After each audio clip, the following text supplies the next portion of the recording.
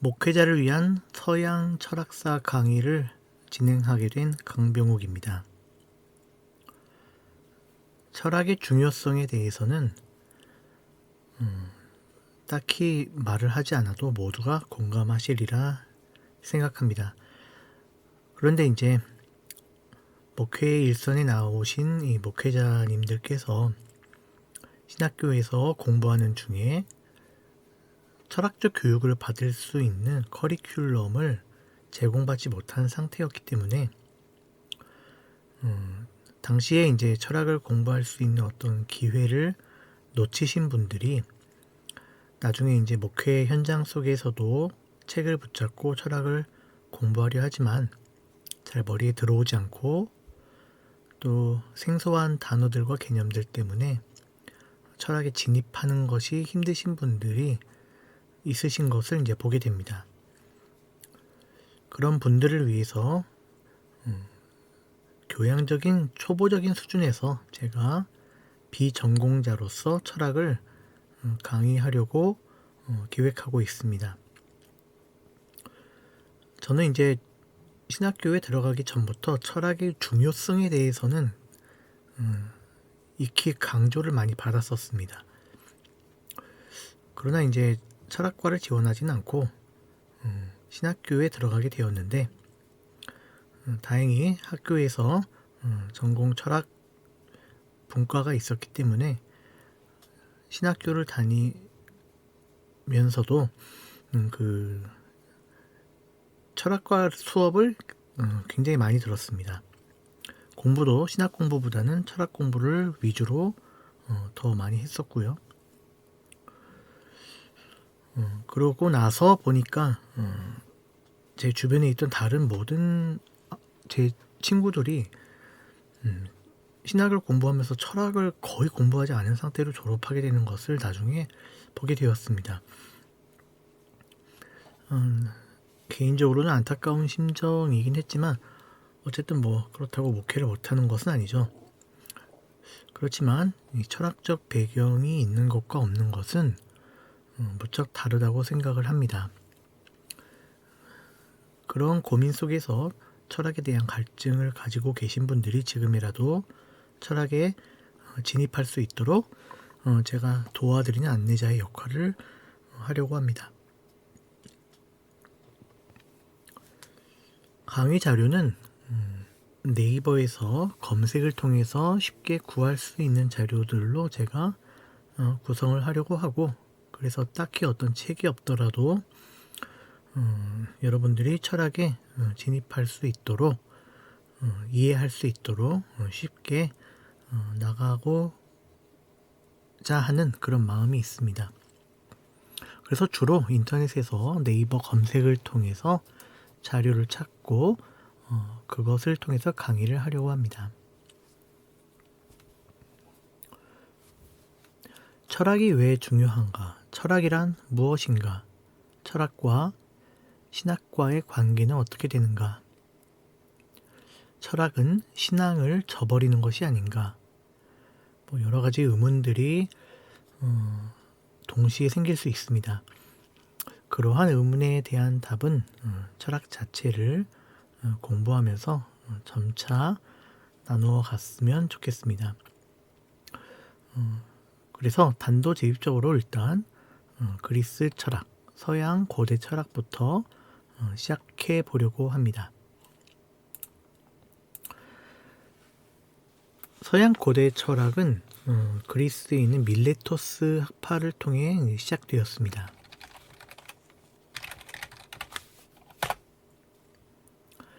밀레토스 학파에 대해서 검색을 하게 되면 여러 가지 자료들이 꽤 많고, 또 여러 블로거들도 밀레토스 학파를 통해서 철학을 시작해 보려고 했던 분들이 많기 때문에 밀레토스 학파에 대한 글들이 되게 많이 있습니다.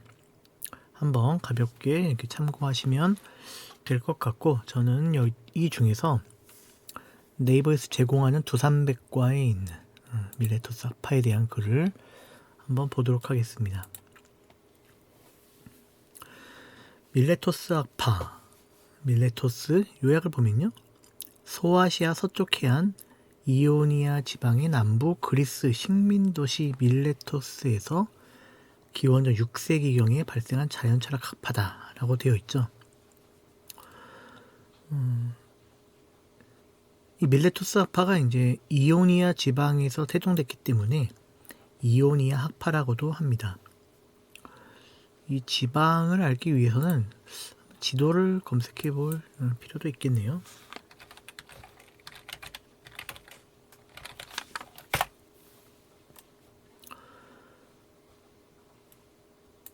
고대 그리스 지도를 제공해주고 있는 블로거님이 있습니다.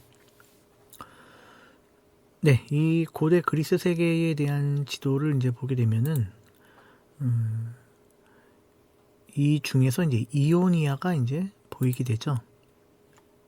이쪽에 이오니아가 있습니다. 이 이오니아에서 밀레토스 학파가 이제 출현을 하게 되는 거죠. 이 고대 그리스 철학에서는 이 사상적으로 이제 어떤 학파가 형성되게 되는데, 지금의 현실과도 마찬가지지만 어떤 지역적인 문제도 이제 끼어 있습니다. 그러니까 어떤 한정된 지역 속에서 사상을 나누는 사람들이 어떤 동질감을 가지고 있는 사상을 이제 드러내게 되는 거죠. 이 이오니아 학파와 구별되게 또 다른 지점에서는 다른 학파들도 있습니다. 이오니아 학파 말고요. 이 지도 아래에 있는 지도를 보게 되면은 여기에서는 이제 이오니아 학파를 또 보이지만 이쪽에 왼쪽에 있는 곳은 이제 이탈리아에 속하는 이제 이탈리아에 있는 사람들이 모여 있는 그러한 엘레아 학파가 이제 있습니다. 이 엘레아 학파는 이오니아 학파와 쌍벽을 이룬다고도 이제 볼 수가 있겠죠.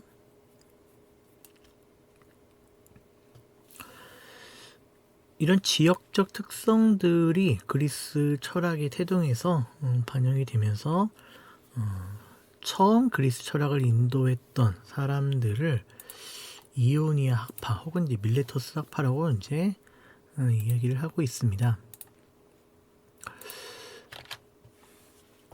그래서 우리는 이제 밀레토스 학파로부터 이제 철학을 시작하게 되죠.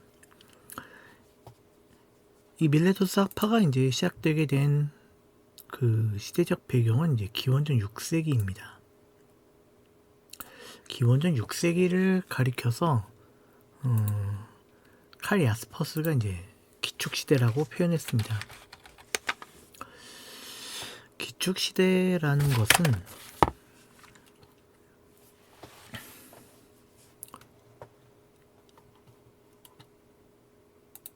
인류의 이제 문화적 사상에 있어서 갑자기 어떤 하나의 기점이 되는 시기라는 의미에서 이제 기축시대라고 하는데요. 그것을 이제 기원전 6세기로 보통 보고 있습니다. 기원전 6세기 때에 여러 곳, 인류의 문명의 여러 발생 지역에서 고차원적인 사상들이 이제 태동을 하게 된 거죠. 동양에서는 공자나 맹자, 이제 육아 사상이 터져 나오게 되고, 서양에서는 밀레토스 학파를 중심으로 시작으로 그리스 철학이 이제 태동하게 되고, 또 하나의 중요한 사상, 종교적으로는 유대교에서 예레미야나 이사야를 통해서 유일신 사상이 확립이 되게 됩니다. 어떻게 기원전 6세기 때 갑자기 중요한 사상적 기원을 축을 이루는 그러한 문명이 시작되게 되었는가, 참 신기한 일인 거죠. 아무튼 그러한 어떤 전환점, 인류 문명의 전환점이 되는 시기를 가리켜서 칼 야스퍼스는 그것을 이제 기축시대라고 했는데, 이 그리스 철학도 바로 그러한 기축시대의 시작을 알리는 그러한 시대에 있습니다.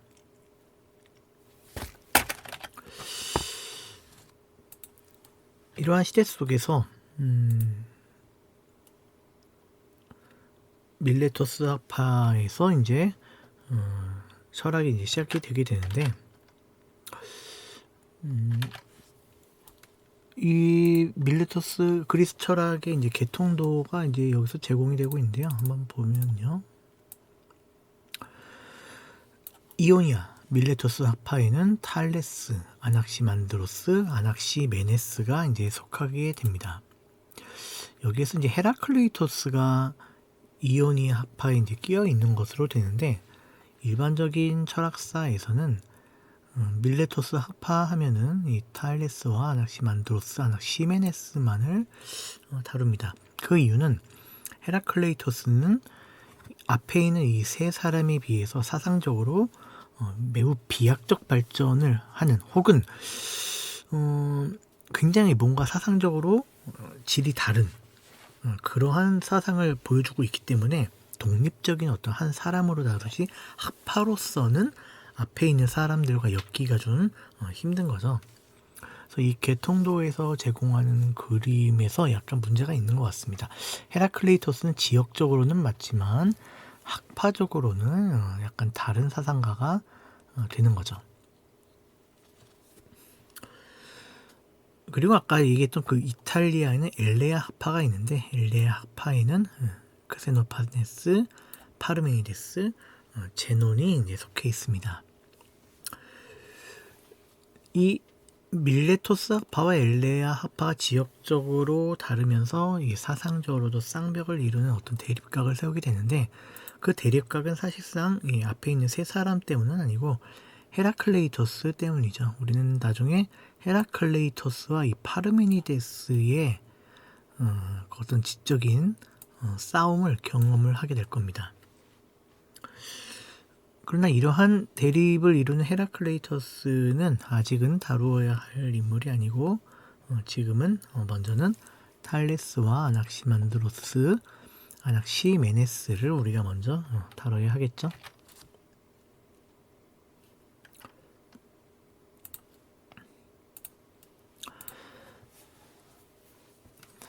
이 밀레토스 학파를 가리켜서 자연 철학 학파라고 이야기를 합니다.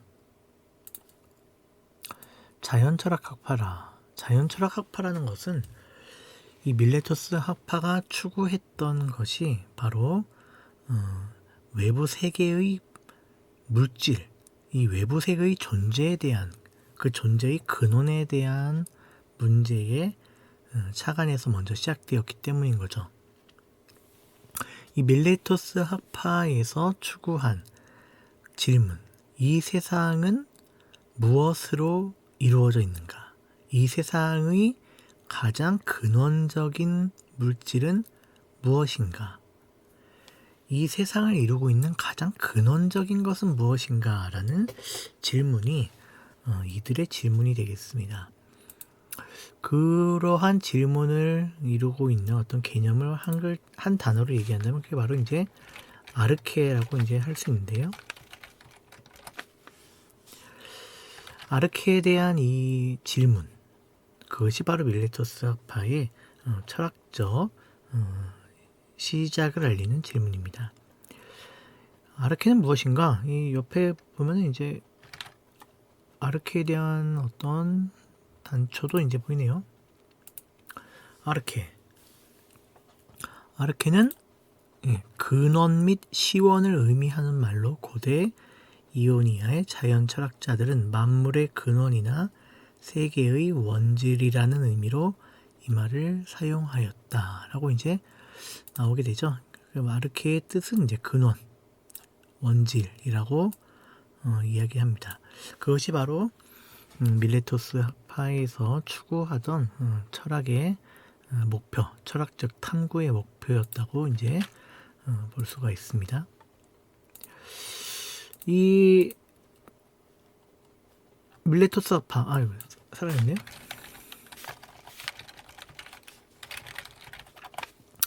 이 밀레토스 학파의 철학자들은, 그래서 우리가 다루게 될 철학자가 바로 3명의 철학자입니다. 첫 번째 철학자는 이제 탈레스, 그리고 아낙시만드로스, 아낙시메네스. 아낙시만드로스와 아낙시메네스가 이제 이름이 비슷하죠. 저 같은 경우는 이 아낙시 M까지가 이제 비슷한데 여기서 여기서 어이. 그래서 아낙시만드로스가 먼저고 그냥 아야 어여 순으로 아낙시메네스가 후의 사람이다라고 이제 생각을 해서 암기를 했던 기억이 납니다. 그래서 최초의 철학자 이 세 명을 단번에 이름을 암기하면 좋겠죠. 탈레스, 아낙시만드로스, 아낙시메네스. 네, 그들의 이름이 이제 이렇게 됩니다. 이들을 다룰 때에 그렇게 어려운 것은 없습니다. 탈레스를 이제 보게 되면요.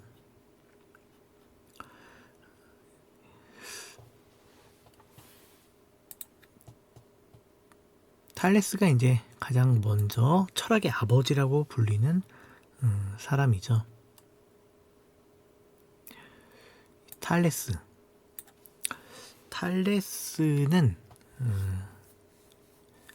바로 밀레토스 학파의 최초의 사상가입니다. 밀레토스에서 접한 동방의 철학을 독자적으로 발전시켰다고 알려져 있다. 탈레스는 만물의 근원을 아르케죠. 만물의 근원 아르케를 가리켜서 이 사람은 무엇이라고 생각했는가? 그것을 바로 물이라고 생각했습니다. 왜 만물의 근원을 물이라고 생각했는가?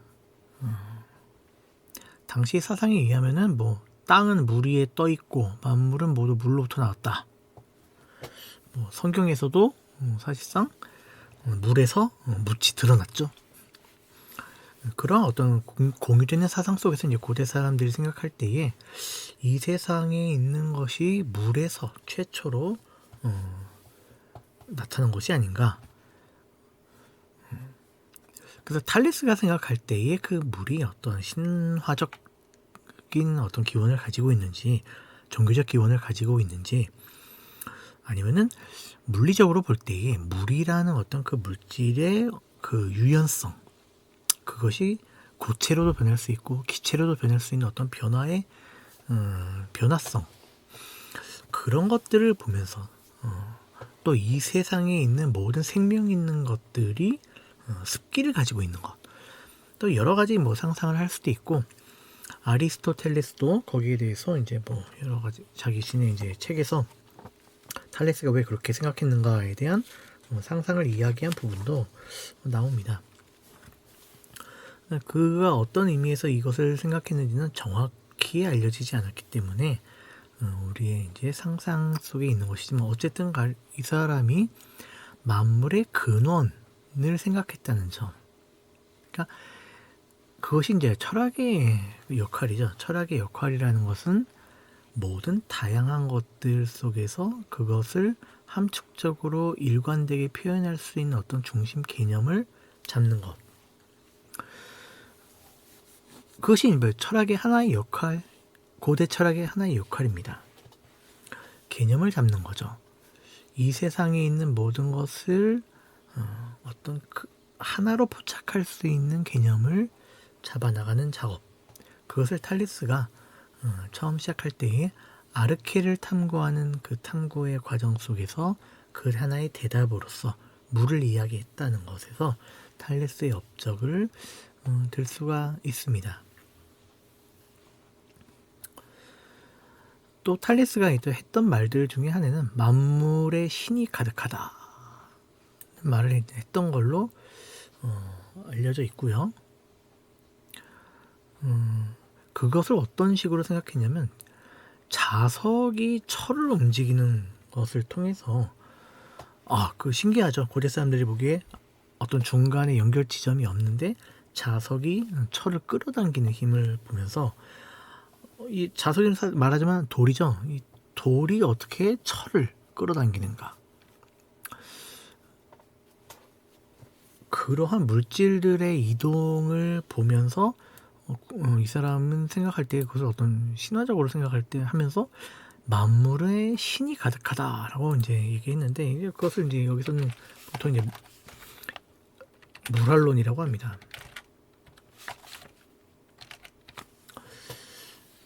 이것은 이제 범신론이라고 하지는 않는데 범신론은 신 자체를 만물과 동일시하는 것을 범신론이라고 하죠. 그러나 이거 만물을 신과 동일시하려는 입장이 아니라 이 만물의 힘의 배후에 신이 관여하고 있다는 차원에서 물활론이라고 이제 이야기들을 이제 하죠. 그러나 탈리스의 어떤 철학적인 중요성은 만물의 근원이 아르케를 탐구했다는 것에 있지 그가 했던 다른 언명들에서는 이제 보통 철학적인 위대한 업적을 찾지는 않습니다. 아무튼 탈레스로부터 아르케에 대한 질문이 이제 나타나게 되었다는 것이죠. 그래서 탈레스의 제자로 알려져 있는 아낙시만드로스에 가게 되면은 우리는 또 다른 아르케에 대한 답을 이제 그로부터 이제 보게 됩니다.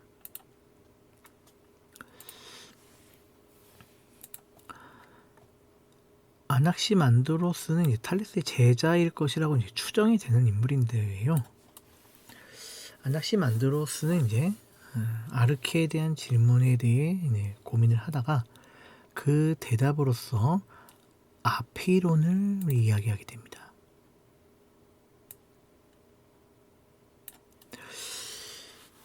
무한자라고 이제 알려져 있는 아페이론. 이 아페이론을 통해서 차고 뜨겁고 건조하고 습한 것이 나온다고 생각을 한 거죠. 여기서 이제 아낙시만드로스가 생각하고 있는 이 세 개의 원리가 이제 드러나게 되는데요. 차고 뜨거운 것, 냉기와 열기죠. 그리고 건조하고 습한 것. 물과 대립되는 어떤 건조한 것. 그런 것들을 이제 추정합니다. 근데 아낙시만드로스의 철학적 입장에서 이제 가장 위대하다고 여겨지는 것은 바로 아페이론을 이제 주장했다는 것입니다. 아페이론은 우리가 생각할 때에 무엇이 탈레스와 다른가? 탈레스는 이 아르케를 이야기할 때에 이 세상에 존재하는 그 물이라는 물질을 통해서 아르케를 생각을 했던 것이죠. 그러나 아낙시만드로스는 이제는 물질을 초월한 어떤 다른 개념을 필요로 하고 있습니다. 그래서 이제 관찰이 불가능하고 정의를 내릴 수 없으며 시간을 초월해 있는 무한하고 영원한 것. 예. 가장 중요한 것은 그 초월자라는 거죠. 그러니까 이 세상을 이루고 있는 진정한 원리는 이 세상에 보이는 물질에 있는 것이 아니라 보이지 않는 이 세상을 초월한 어떤 다른 것에 있다.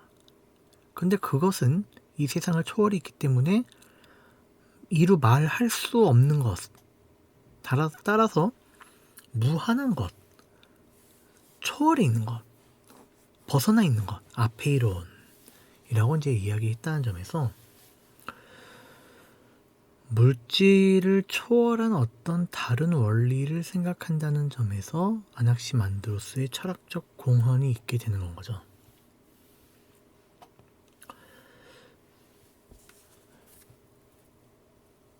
이제 물론 이제 그것은 이제 다른 어떤 새로운 개념을 요구하게 되지만 아낙시만드로스에 있어서는 단지 아페이론이라는 개념으로 그것이 응축되어서 나오게 되었습니다. 또 아낙시만드로스가 이제 탈레스의 사상과 다른 점은 탈레스는 단지 이 세상의 근원적인 아르케가 물이라는 것에서 그치게 되었지만은 아낙시만드로스는 어떻게 그 아르케가 이 세상의 다양한 것들을 표현해낼 수 있는가라는 어떤 변화와 생성의 문제에 대해서 좀 더 관심을 기울인 건 거죠. 그래서 냉기와 열기, 또 건조와 습기, 이러한 어떤 대립적인 원리들, 이 세상을 지탱하고 있는 세계의 질서라는 것은 이런 대립적 원리들의 대립상 가운데서 이루어지는 것이다 라고 아나시만드로스는 표현을 하고 있는 것입니다. 그렇게 대립들의 조화를 통해서 이 세상이 이루어지고 있다라는 이제 생각은 헤라클레이토스, 이 세상의 대립상들에 대한 어떤 조화를 이제 주장하는 헤라클레이토스에 영향을 주었다고 이제 볼 수 있는 거죠. 그래서 우리는 이제 나중에 헤라클레이토스를 이제 따로 나누게 되겠지만은, 헤라클레이토스는 이 밀레토스 학파에 속한 인물로서 어쨌든 아낙시만드로스가 생각하는 이 아페이론이라는 추상적 원리, 헤라클레이토스에 가게 되면 이 추상적 원리는 로고스로 이제 나타나게 됩니다. 헤라클레이토스가 말하는 이 로고스는 신학적 개념으로도 굉장히 중요하죠. 요한복음에서 로고스를 말씀이라는 어떤 언어적인 것으로 번역을 했지만은 사실상 이 로고스는 정신적인 것, 신적인 것, 원리적인 것의 의미가 더욱더 강한 가운데 있었고, 헤라클레이토스로부터 이 로고스의 개념이 처음 나옴으로써 이것이 모든 종교 사상에 영향을 끼치게 되는데, 우리는 그 사상의 기원으로서 제일 먼저 이 아낙시만드로스의 아페이론이 기여를 하고 있다고 볼 수 있습니다. 그래서 아낙시만드로스의 이 아페이론은 나중에 헤라클레이토스의 로고스로 이어지는 어떤 사상적인 연결점이 된다고 볼 수 있겠죠. 그러한 점에서 아낙시만드로스의 사상은 매우 중요한 사상입니다. 아낙시만드로스 다음에 나오는 밀레토스 학파의 세 번째 인물은 아낙시메네스죠.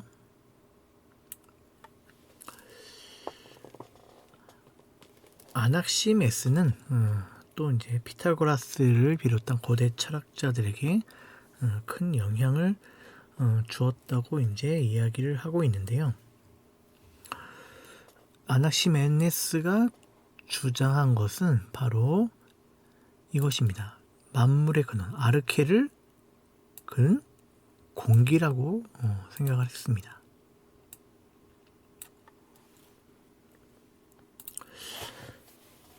힐시베르거, 서양 철학사를 저술한 힐시베르거는 아낙시메네스가 만물을 공기라고 주장한 것에 대해서 실망을 금치 못하는데요. 왜냐하면 그 앞서 있었던 아낙시만드로스가 굉장히 철학적으로 중요한 개념, 그러니까 물질을 초월해 있는 아페이론이라는 개념을 얘기했음에도 불구하고 아낙시메네스가 다시 물질로 돌아갔다고 이제 보기 때문이죠. 그래서 철학적인 후퇴다라고 힐시베르그는 평가를 하고 있습니다. 그냥 그 공기라는 것도 물론 이제 이 세상의 물질에 포함되어 있는 거긴 하지만 물보다도 더 희박한 것으로서 하나의 원리로서 아낙시메네스에게는 비춰졌던 것이고, 아낙시메네스는 어쨌든 어떤 물질을 초월한 세계에는 자신의 철학적인 원리에 속하지 않는다고 이제 보았던 거죠. 이 세계는 이 세계에 속해 있는 어떤 물질의 원리로 표현해야 된다고 그는 이제 생각을 했던 것 같습니다. 그의 이러한 생각은 심지어는 인간의 영혼까지도 그 공기에 파생된 그런 존재라고 이제 보았던 건 거죠. 그러니까 아낙시메네스는 어떤 영적인 것이 이 세계에 있는 것을 초탈해 있는 그러한 것이 아니라 심지어는 인간의 영혼까지도, 인간의 호흡까지도 그것은 만물의 근원인 공기의 작용이다라고 생각을 했다는 점에 있어서 후대의 철학자들이 인간의 정신 혹은 영혼과 물체를 이분법적으로 가르고 있던 것에 대해서 아낙시메네스는 이미 유물론적인 어떤 일체성을 주장하고 있는 것으로 보입니다. 그러니까 인간의 영혼이라는 것도 공기의 하나의 작용, 그 변화에서 일어난 것이기 때문에 일체의 이 물질 세계를 초월하는 어떤 다른 원리는 없다라고 본다는 점에서 아낙시메네스야말로 굉장히 유물론자라고 이제 볼 수가 있는 거죠.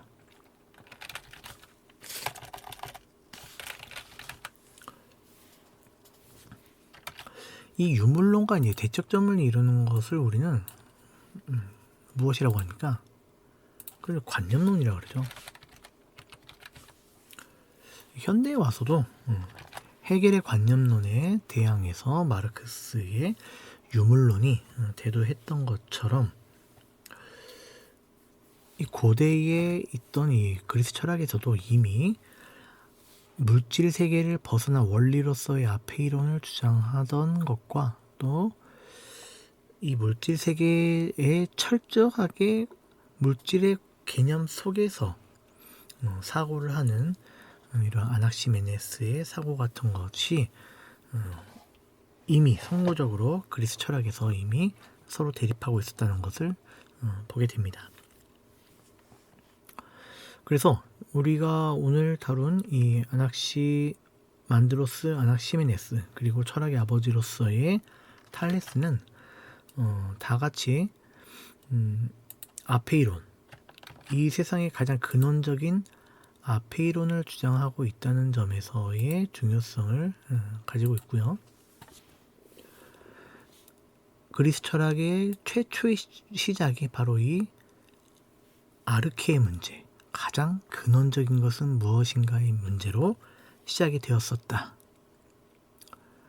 그 시작을 탈레스와 아낙시만드로스와 아낙시메네스가 했었는데, 탈레스는 아르케로서 물, 아낙시만드로스는 아르케로서 아페이론, 아낙시메네스는 아르케로서 공기를 주장했었다는 것을 기본적으로 알고 이해를 하면 되겠습니다. 예, 오늘 시간은 여기서 마치도록 하죠. 더욱더 철학에 정진하고 진리를 사모하는 저희가 되었으면 좋겠습니다.